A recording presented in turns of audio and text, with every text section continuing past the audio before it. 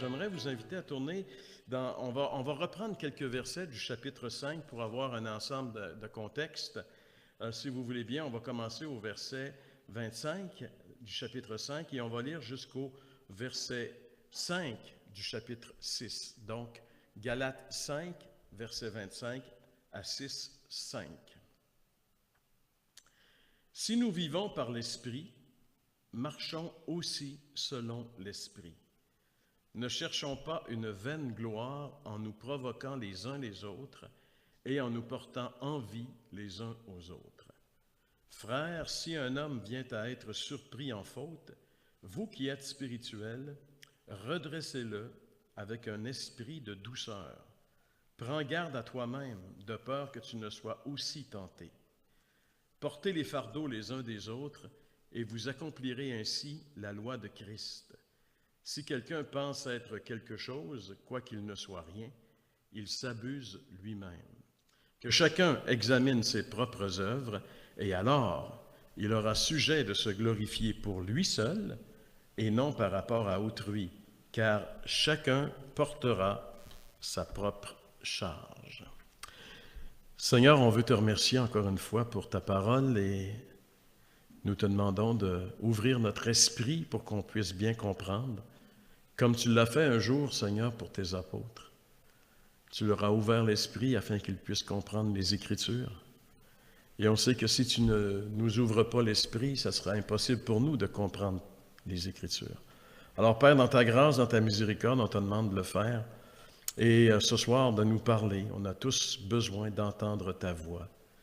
Et nous prions, Seigneur, que tu nous fasses du bien, que tu nous fasses cette grâce, que nous puissions entendre ta voix. Nous te le demandons dans le nom de Jésus.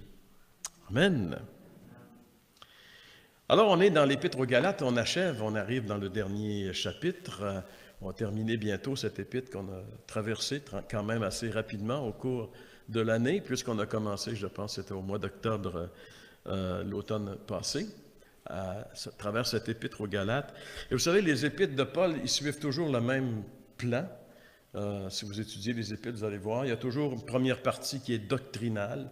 Paul parle de la doctrine chrétienne, il parle des choses importantes doctrinalement. Et la deuxième partie est toujours pratique. Voici ce que Dieu a fait dans nos vies, voici maintenant comment vous devez vous comporter face à ce que Dieu a fait. Et dans l'Épître aux Galates, on a vu jusqu'à maintenant que Paul a démontré d'une manière très, très claire la supériorité de la loi sur la loi.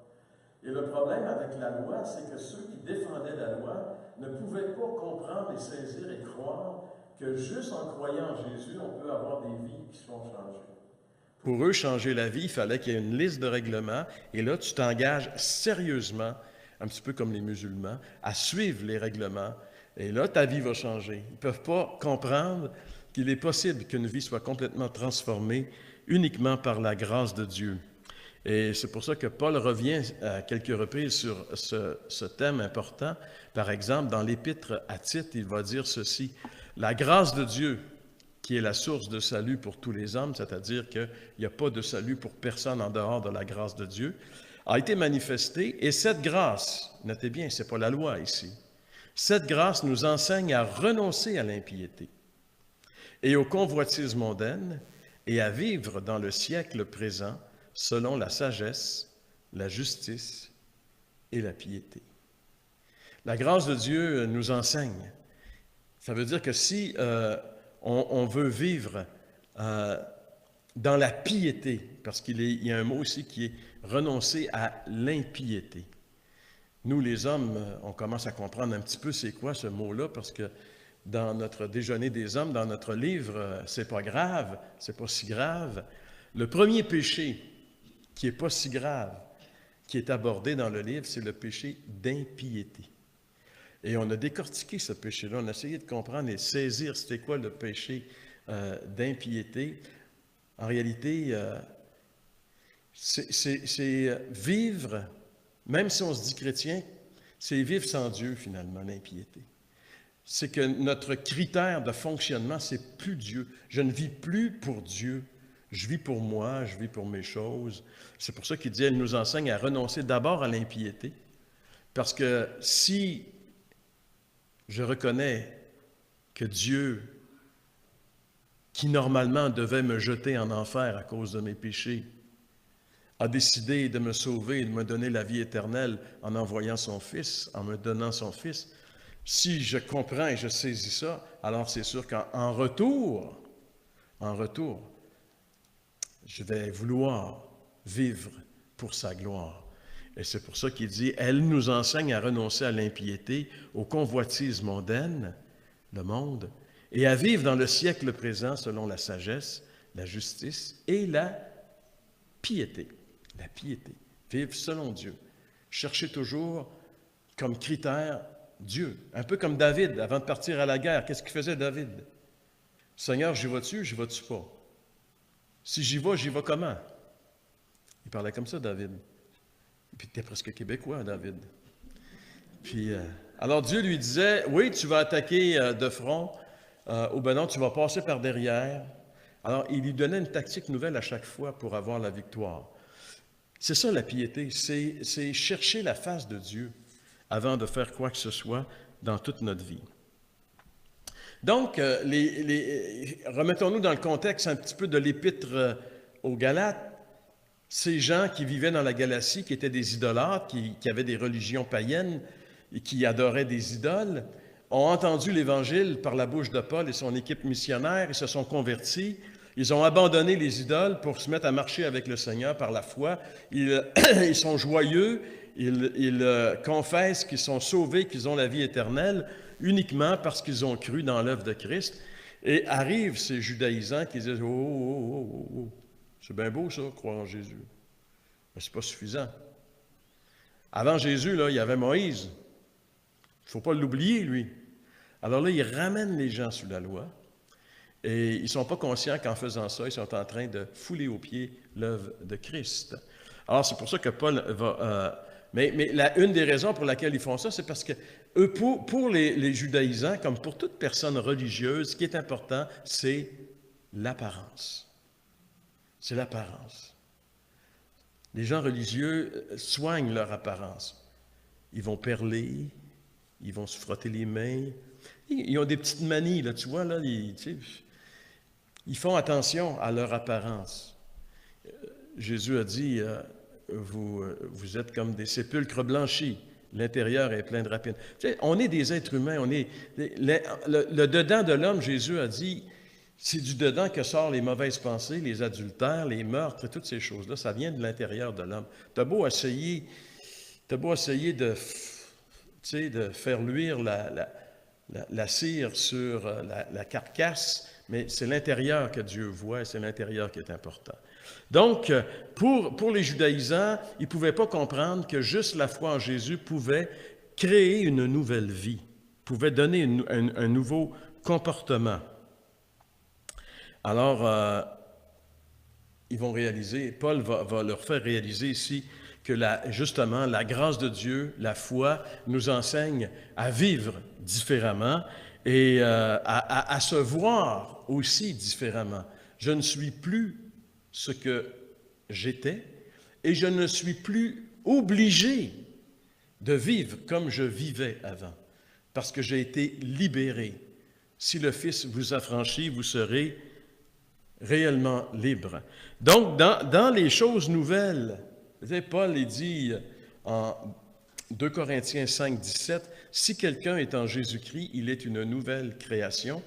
Toutes choses sont devenues nouvelles. Les choses anciennes sont passées, toutes choses sont devenues nouvelles. » Donc, une des caractéristiques d'une véritable vie chrétienne, c'est un changement de vie.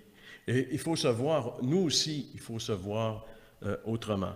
Donc, dans le passage que Paul est décrit ici, on va voir 4 choses nouvelles qu'il fait. Il change nos relations personnelles. C'est pas facile, les relations les uns avec les autres. Tu sais, c'est pas facile. Parce que, et plus on connaît quelqu'un intimement, plus on est naturel dans nos relations, des fois, c'est pas luisant trop. Tu sais, la visite s'en vient. Oh, attention, la visite s'en vient. OK. Donc, une des premières transformations, c'est au niveau des relations. Et j'ai appelé ça relations pacifiques parce qu'avant, les relations ne sont pas tellement pacifiques. Deuxièmement, je vais trouver des mots avec des R, là. Relèvement spirituel. C'est nouveau qu'on veut relever. Avant ça, si on voyait quelqu'un à terre, on pilait dessus, ben non, on se passait à côté. Maintenant, le désir que nous avons pour nos frères qui tombent, c'est de les relever, de les remettre sur pied. Relèvement spirituel, c'est nouveau ça. Troisièmement, réduction de charge. On a un désir d'alléger le fardeau de nos frères et de nos sœurs dans la foi. Et finalement, une réaliste perception de soi. Là, ça prenait un R pour commencer. Réaliste, se percevoir comme on est vraiment. Enfin, je peux me percevoir comme je suis vraiment. Je n'ai plus une fausse vision de ce que je suis, si bien sûr j'accepte ce que le Seigneur me dit de moi. Donc, on va regarder ces 4 points assez rapidement ce soir avec le premier. Relation pacifique, ça, on voit ça au verset 26. Il dit « Ne cherchons pas une vaine gloire en nous provoquant les uns les autres et en nous portant envie les uns les autres. » Le verset 25, juste en haut, nous disait que si nous avons reçu la vie par l'Esprit, si on est vivant spirituellement, comment est-ce qu'on est devenu vivant spirituellement? C'est lorsqu'on a entendu l'Évangile et qu'on a reçu l'Évangile. Éphésiens, chapitre 1er, verset 23. Lorsque vous avez cru, vous avez été scellés du Saint-Esprit. Donc, le Saint-Esprit est venu et j'ai en moi la présence de Dieu, le Saint-Esprit, depuis ce jour-là. Alors, Paul il dit, si vous vivez par l'Esprit, donc si vous avez tiré votre vie de l'Esprit, bien marchez aussi selon l'Esprit. Ça, c'est intéressant. Parce que si Paul il dit, si vous vivez par l'Esprit, marchez par l'Esprit, ça veut dire que c'est possible de vivre de l'Esprit et de ne pas marcher par l'Esprit. C'est une réalité, c'est une possibilité.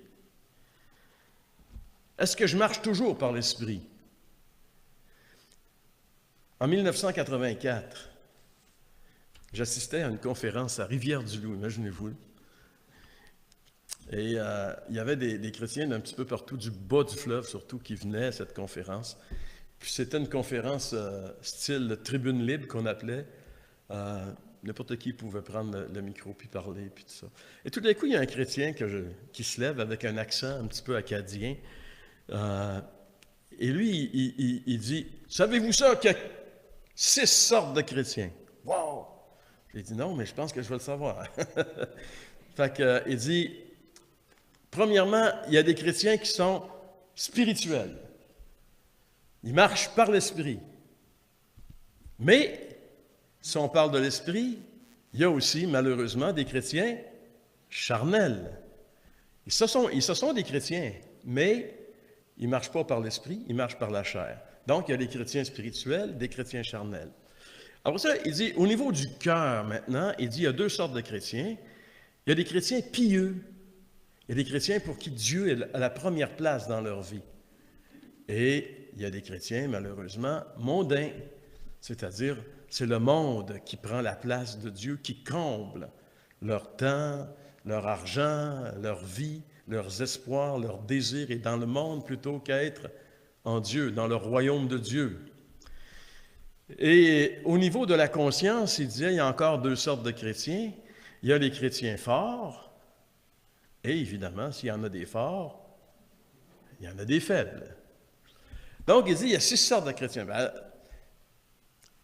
quand je réfléchissais là-dessus, j'ai pensé à ce que ce gars-là avait dit il y a quand même presque 40 ans maintenant. Et je me suis dit, le meilleur là-dedans, c'est être 1, 3, 5. Hein?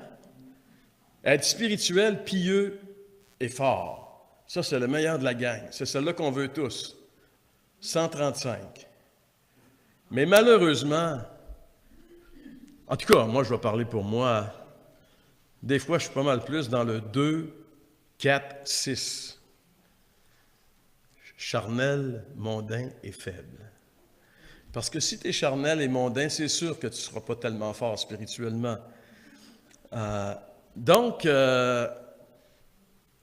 sais, non, mais une petite charte de même, ça nous permet de nous situer. Parce que Paul, il dit, si vous vivez par l'Esprit, marchez par l'Esprit. Donc, il est en train de nous dire ici qu'il y a une possibilité de vivre par l'Esprit, mais de ne pas marcher par l'Esprit. Et c'est tellement vrai que lorsqu'il écrit à ses amis de Corinthe, dans l'église de Corinthe, 1 Corinthiens, chapitre 3, verset 1, il leur dit ceci, « Pour moi, frères, ce n'est pas comme à des hommes spirituels que j'ai pu vous parler, mais comme à des hommes charnels, comme à des enfants en Christ. » Alors, Paul écrit à ces chrétiens qui vivent dans la ville d'Éphèse, qui s'imaginent eux-mêmes, ils ont une très haute opinion spirituelle d'eux autres. Eux autres, là, ils se voient comme des super spirituels, des SS. Et Paul leur dit, écoute, je ne peux même pas vous parler comme à des hommes spirituels. Il faut que je vous parle comme à des hommes charnels, des enfants en Christ. Donc, c'était des vrais chrétiens. Paul leur dit au début de la lettre, si vous remarquez bien, vous manquez d'aucun don, vous êtes bénis, Dieu est fidèle, il va faire la job chez vous, tout ça, etc. Mais quand il arrive ici, il leur dit, écoutez, je ne peux même pas vous parler comme à des hommes spirituels. Et pourquoi est-ce que Paul dit, je ne peux pas vous parler comme des hommes spirituels? Qu'est-ce que Paul a remarqué dans leur comportement qui lui fait dire que ce sont des chrétiens charnels? Eh bien, il le dit juste 2 versets plus loin, 1 Corinthiens 3, 3.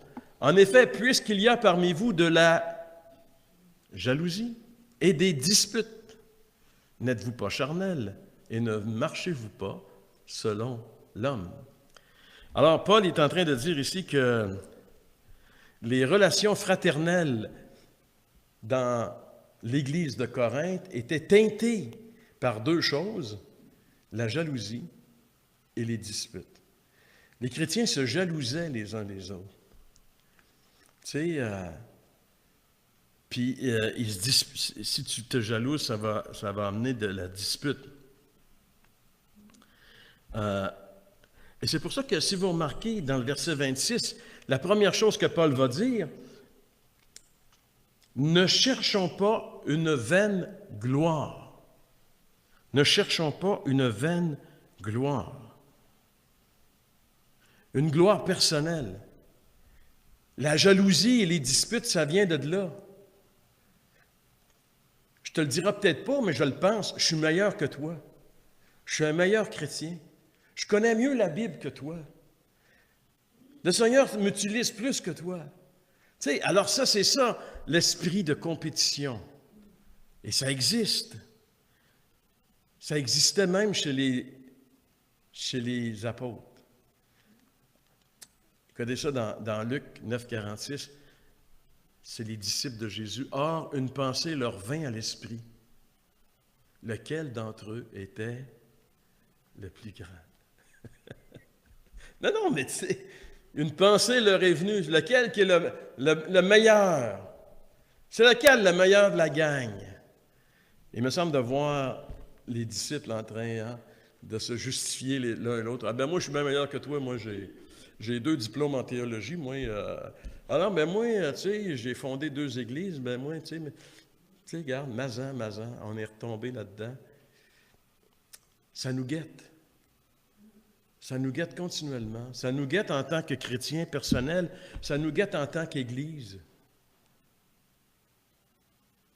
Tu sais, si le Seigneur bénit le centre chrétien ou l'Église baptiste plus que nous autres, on va-tu vraiment être content?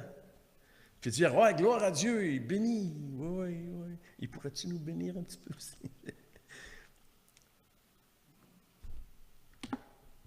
Vouloir être le premier, vouloir être le meilleur, le plus grand, ça c'est l'expression de l'orgueil qui habite tout être humain. On est tous des orgueilleux par nature. Et ça, c'est plus évident dans le monde religieux. Jésus a dénoncé ce problème-là chez les dirigeants religieux de son temps lorsqu'il était à Jérusalem, il a dit, « Comment pouvez-vous croire, vous qui tirez votre gloire les uns des autres? » Ils tirent leur gloire les uns des autres. C'est-à-dire qu'ils ont des vedettes personnelles. Tu sais, tel prédicateur, tu sais, un peu comme chez Corinthiens, il y en a des gens qui sont de Paul, d'autres de Pierre, d'autres d'Apollos, etc. Alors, est-ce qu'on tire notre gloire les uns des autres? Écoutez bien, un artiste va se convertir, que ce soit n'importe quel artiste. Puis vous allez voir qu'on va tirer de la gloire. On va tirer de la gloire. Hey, dans notre gang! Et il y a même un chrétien l'autre jour qui m'a dit, « Ah, je ne vous le dirai pas. Je ne vous dirai pas ça parce que on est en onde. Donc, il faut faire attention. » Alors, c'est ça que Paul il disait ici quand il dit « Ne cherchons pas une vaine gloire en nous provoquant les uns les autres. » Parce que la gloire vient à provoquer les uns les autres. Et en nous portant envie les uns les autres. C'est un ou l'autre. Ou bien on se provoque, ou bien on a envie. John Stott a une belle petite pensée là-dessus que j'ai trouvée ici. En général, nous adoptons les uns envers les autres l'une de ces deux attitudes. Nous sommes motivés soit par un sentiment d'infériorité, soit par un sentiment de supériorité. Si nous nous considérons comme supérieurs aux autres, nous les provoquons car nous voulons qu'ils sachent et qu'ils ressentent notre supériorité. Si au contraire, nous les considérons comme supérieurs, nous les envions. Dans les deux cas, notre attitude provient de la vanité ou de l'orgueil, de notre idée si peu réaliste de nous-mêmes que nous ne pouvons supporter aucun rival.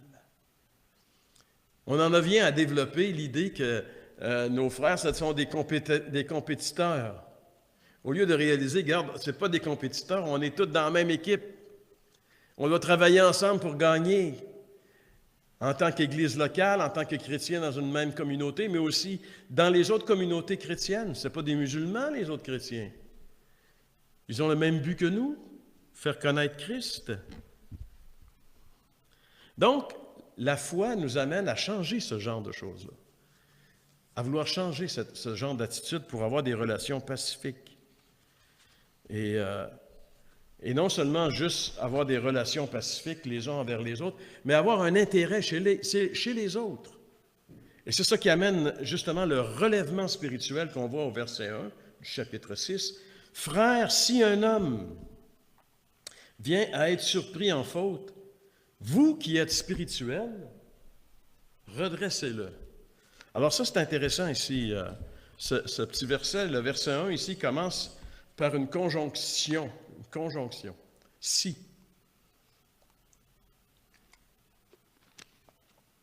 Une conjonction, la conjonction si introduit une supposition ou une éventualité. Si il se passe ça, il va y avoir ça. Si, il y a une condition ici. Alors, quelle est donc cette éventualité dont Paul nous parle ici? Si quelqu'un vient à être surpris en faute. Ça, cette petite phrase-là, elle dit beaucoup. Hein? On pourrait en faire des soirées de partage juste avec cette petite phrase-là. Si quelqu'un vient à être surpris en faute. Première chose que ça nous dit ici que le péché dans la vie d'un chrétien spirituel, c'est plus une éventualité qu'une habitude.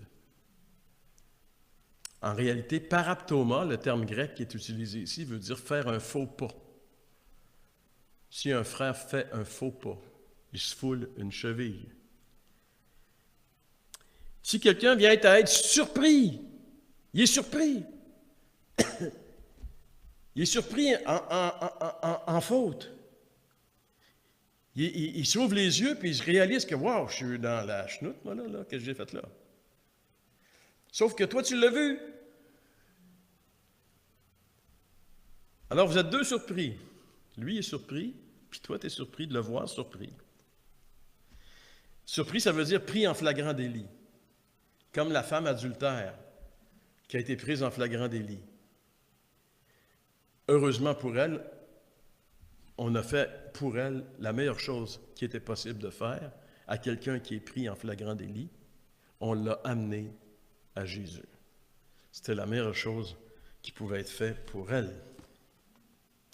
Alors, qu'est-ce qu'on fait quand on voit un chrétien, quand on est conscient, quand on est témoin, quand on surprend un chrétien en flagrant délit?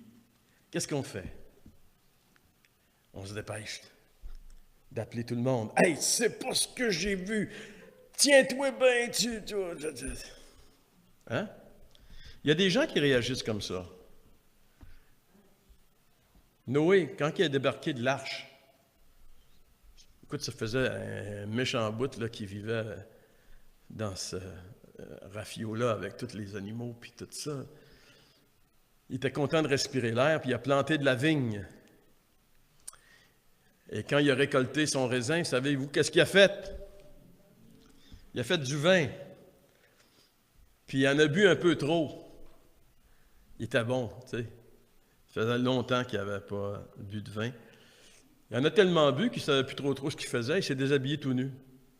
Dans sa maison, évidemment. Puis là, un de ces gars, qui s'appelle Cam, il est arrivé puis il l'a vu. Le bonhomme tout nu, pacté, raide dans la maison. Qu'est-ce qu'il fait? Il s'en va tout de suite voir ses deux frères, puis il va leur dire « Hey, savez-vous qu'est-ce qui arrive au bonhomme? Là, venez le voir, ça n'a pas de bon sens. » Japheth et Sem ont pris une pièce de vêtement, se sont tournés la tête, ont marché à reculons pour couvrir la nudité de leur père. Mais qu'est-ce qu'il a fait, Cam? Il a été maudit à cause de ça. Canaan vient de là. Alors, c'est une chose qu'on peut faire.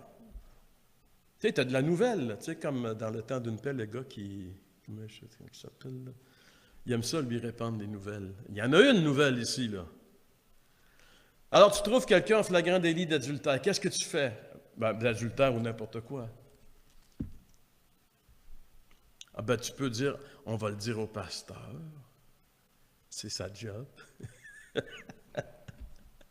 C'est une autre éventualité. Ou,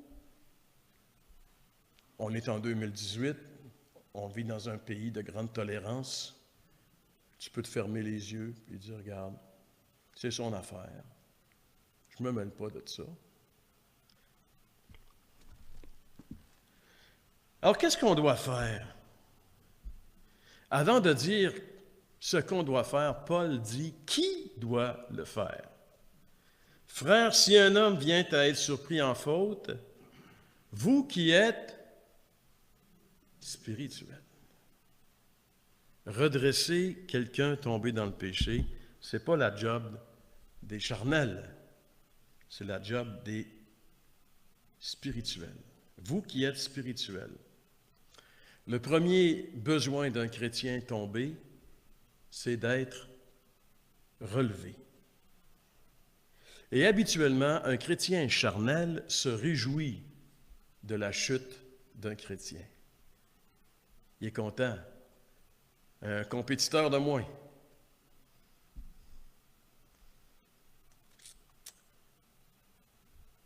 C'est pour ça que c'est bien spécifié ici que ce sont les spirituels qui doivent s'en occuper. On pourrait dire que le chrétien charnel fait partie du problème. Le chrétien spirituel fait partie de la solution. John MacArthur, dans son commentaire sur Galates, avait une petite phrase ici que j'aimerais partager avec vous là-dessus. Il dit, un pasteur disait, « J'ai souvent pensé que si je tombais dans l'un de ces paraptomas, faux pas, comme il est question ici, je prierais pour ne pas tomber entre les mains de ces sensuels, chrétiens charnels, et juges critiques dans l'Église. J'aimerais plutôt tomber entre les mains des tenanciers de bar, de vendeurs de drogue ou de gens de la rue. parce que ces juges de l'Église me déchiquetteraient avec de longues langues calomniatrices qui me réduiraient en pièces. C'est un peu dur quand même, mais c'est un pasteur qui dit ça, donc il avait peut-être une expérience assez... Alors les spirituels, les autres, ils doivent faire quoi quand un chrétien, un frère, tombe, fait un faux pas, tombe dans le péché? Redressez-le avec un esprit de douceur. Douceur. Non, mais un esprit de douceur de redresser quelqu'un. Là, je suis rendu dans ma lecture quotidienne dans le livre de Job. Et ce matin, j'étais dans cette portion où Éliphaz de Théman, le premier des amis de Job, va commencer à lui parler. Écoutez, ça fait peut-être, je ne sais pas combien de fois, de dizaines de fois que je lis Job, mais ça m'a sauté d'en face ce matin comment ce gars-là, il est raide avec Job. Il tombe d'en face tout de suite. « Hey, toi, là, qui consolait les autres, à ce temps que tu es dans le trouble, là, tu capotes. » Je traduis en québécois. Mais il parle de même. Il n'arrête pas, il en met. Job, il est là, il est à moitié mort, tu sais. Il veut dire, gars, relax. C'est épouvantable. Mais c'est pas pour rien que c'est écrit, le livre de Job. Je commence à comprendre. Pour moi, là, mec, je sois vieux, moi, vraiment comprendre le livre de Job. Je commence. Redressez-le avec un esprit de douceur.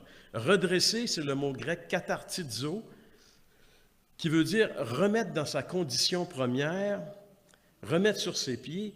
En fait, katartizo, c'est un terme médical qui signifiait remettre un os cassé à sa place. C'est ça que ça voulait dire. L'os est cassé, il faut que tu le remettes à sa place pour qu'il guérisse bien, puis que la jambe ne soit pas trop croche. Alors, c'est un travail qui doit être fait avec doigté. C'est un travail qui doit être fait avec gentillesse. C'est un travail qui doit être fait avec, comme la Bible dit, douceur. Un chrétien qui tombe dans le péché doit être redressé avec douceur. Ce n'est pas le temps de lui tomber dessus à bras raccourcis. Il est déjà à terre, il est tombé. Ce qu'il a besoin, c'est d'être relevé. Et ça se fait avec douceur. Et il y a un avertissement aussi très sérieux ici pour le releveur. Prends garde à toi-même de peur que tu ne sois aussi tenté. Personne n'est à l'épreuve d'une chute, d'un faux pas, d'une chute dans le péché. Personne. Donc, attention. Alors ça, c'est tout un changement de comportement envers les gens.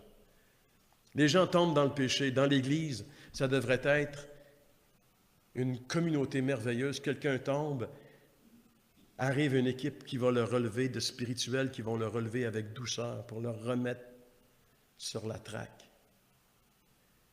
Mais ce n'est pas toujours comme ça, comme nous le rappelle John MacArthur ici. C'est malheureusement pas toujours comme ça. Donc, ça c'est le relèvement spirituel qui nous amène maintenant à un autre point, la réduction de charge. C'est toujours un peu dans la même optique, c'est de penser aux autres. Verset 2. « Portez les fardeaux les uns des autres et vous accomplirez ainsi la loi de Christ. » Se porter volontaire, être volontaire pour porter les fardeaux des autres. Le mot fardeau ici, ça peut se rapporter à toutes les situations pénibles et difficiles que des frères et des sœurs chrétiennes ont à traverser. Ça peut être des besoins matériels, perd sa job, tombe malade, je ne sais pas, il peut avoir des besoins à l'occasion. Alors, faut porter des besoins physiques, ça peut être des besoins émotionnels. Vous savez, on est fragile du côté des émotions. Ça peut être des problèmes mentaux, la santé psychologique, problèmes moraux, spirituels. Mais dans le contexte ici, ça semble se référer directement au péché. Quelqu'un qui lutte avec un péché, c'est un fardeau, il y a de la difficulté. Alors, le travail que nous avons à faire, c'est de porter son fardeau avec lui. De ne pas le juger, mais de porter son fardeau. Et si on le fait, on accomplit la loi de Christ. Et la loi de Christ, c'est quoi? C'est aimez-vous les uns les autres. C'est ça la loi de Christ. C'est s'occuper des autres. C'est pour ça que dans Philippiens, par exemple, Paul dit que chacun de vous, au lieu de considérer ses propres intérêts, considère aussi ceux des autres. Et ça fait appel à une vertu chrétienne qui est fondamentale, qui est l'humilité. S'occuper des autres, il faut être humble. Porter les fardeaux, il faut être humble. Il faut faire attention. Notre orgueil, voir juste nos besoins, se voir juste nous, c'est pas la nouvelle vie que Dieu nous propose. Faut se voir autrement, parce que Dieu nous voit autrement. Va, vaillant soldat. Alors l'humilité, c'est vraiment avoir reconnu ce que nous sommes. L'humilité, c'est pas se voir plus petit qu'on est, ni plus grand qu'on est, c'est se voir tel que nous sommes. Avoir une juste appréciation de notre personne, c'est notre quatrième et dernier point. Une réaliste perception de soi, c'est les versets 3 à 5 qui nous dit ceci. « Si quelqu'un pense être quelque chose, quoiqu'il ne soit rien, il s'abuse lui-même. » En général, c'est difficile d'avoir une idée juste de ce que nous sommes. On a tendance à se surévaluer ou à se dévaluer. Ça peut arriver qu'on se voit plus grand qu'on est. Moi, quand je suis pas dans un miroir, je pense que je suis mince.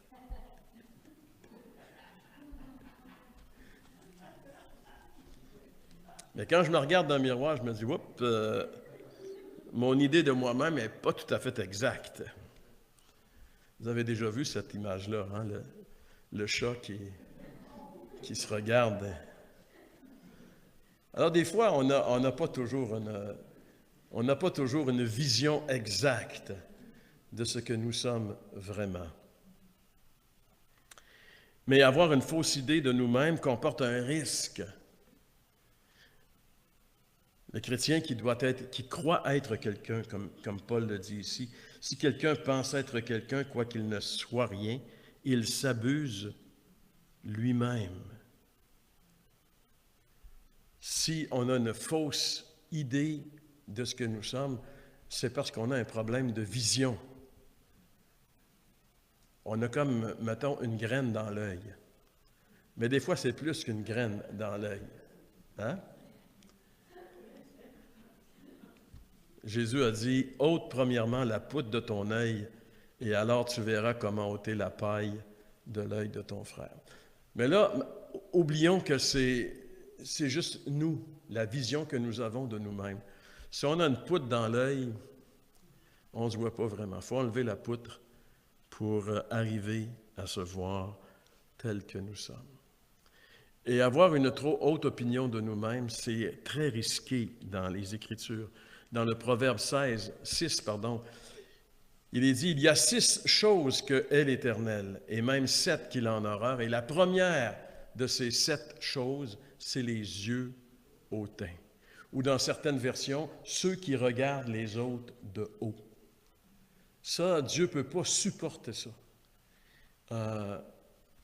Donc, il faut faire attention à Alors, si je me vois tellement grand que faut que je peux voir les autres justement en me penchant, je ne peux pas les voir autrement. Alors que la Bible dit, regardez les autres comme étant plus grands que vous, dans Philippiens chapitre 2, entre autres. C'est pourquoi la Bible nous exhorte justement à ne pas avoir une opinion trop élevée de nous-mêmes. Dans Romains, par exemple, surtout dans l'idée de la mise en pratique des dons dans l'Église et de l'équipe. L'équipe. Vous savez, le joueur de hockey qui est la vedette, qui n'est pas capable de faire des passes et qui ne joue pas en équipe, mais qui joue tout seul. S'il est très, très bon, ça peut marcher un peu, mais sinon, regarde, une équipe, c'est une équipe. Donc, chaque joueur est important. L'Église, c'est un corps. C'est le corps de Christ. Et chacun de nous, on occupe une place importante dans le corps. On a un don particulier que d'autres n'ont pas. Alors, Paul, lorsqu'il parle des dons spirituels, lorsqu'il aborde cette section dans l'Épître aux Romains, il dit « Par la grâce qui m'a été donnée, je dis à chacun de vous de n'avoir pas de lui-même une trop haute opinion, mais de revêtir des sentiments modestes selon la mesure de foi que Dieu a départie à chacun. Et par la suite, il va développer les dons. Parce que si toi, tu t'imagines que, regarde, moi, je les ai toutes, les dons, tu sais, je n'ai pas besoin de personne d'autre, moi, je les ai toutes, là, ça va mal pour l'équipe. Tu sais. Donc, avoir une opinion assez réaliste de ce que nous sommes, c'est très important. Vous savez, dans la vie, il y a toujours quelqu'un de plus petit que nous, mais il y a aussi toujours quelqu'un de plus grand. Donc, on ne sera jamais le plus grand, puis on ne sera jamais le plus petit. Alors, c'est bon de réaliser à un moment donné qu'on a une place à prendre et on doit la prendre. C'est pour ça que Paul va dire, comparez-vous pas aux autres, mais comparez-vous à vous-même et à vos œuvres. Regardez ici au verset 4, que chacun examine ses propres œuvres. Et alors, il aura sujet de se glorifier pour lui seul, et non par rapport à autrui. Alors, examine-toi, examine tes œuvres dans le Seigneur, puis tu vas voir si tu peux te glorifier toi-même. Alors, ça nous amène à notre conclusion. Toutes ces choses nouvelles dont on a parlé rapidement ce soir, c'est-à-dire des nouvelles relations personnelles harmonieuses, des relations personnelles qui sont basées sur la patience, sur l'amour, le support, et non pas sur l'arrogance et la provocation. L'aide mutuelle, aller jusqu'à porter les fardeaux des autres, les relever ceux qui tombent, partager nos fardeaux et avoir une juste appréciation de ce que nous sommes. Ce ne sont pas des lubies inaccessibles. Ce ne sont pas des choses là, que, regarde, c'est beau, c'est écrit dans les Écritures, mais je ne pourrai jamais mettre ça en pratique dans ma vie. C'est des caractéristiques de cette vie nouvelle en Christ. C'est pour ça qu'on doit apprendre à se voir comme ça. C'est ce que Dieu nous demande.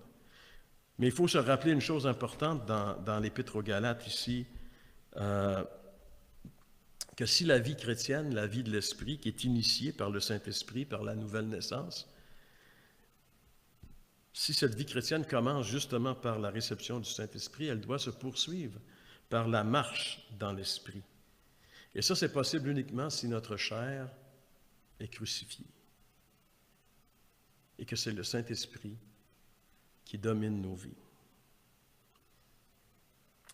Alors, on doit apprendre à voir notre chair crucifiée. On doit apprendre à voir notre chair crucifiée. Si on veut vraiment que ces caractéristiques de la vie nouvelle manifestent dans nos vies. Ça va? Seigneur, on veut te remercier encore une fois pour ta parole.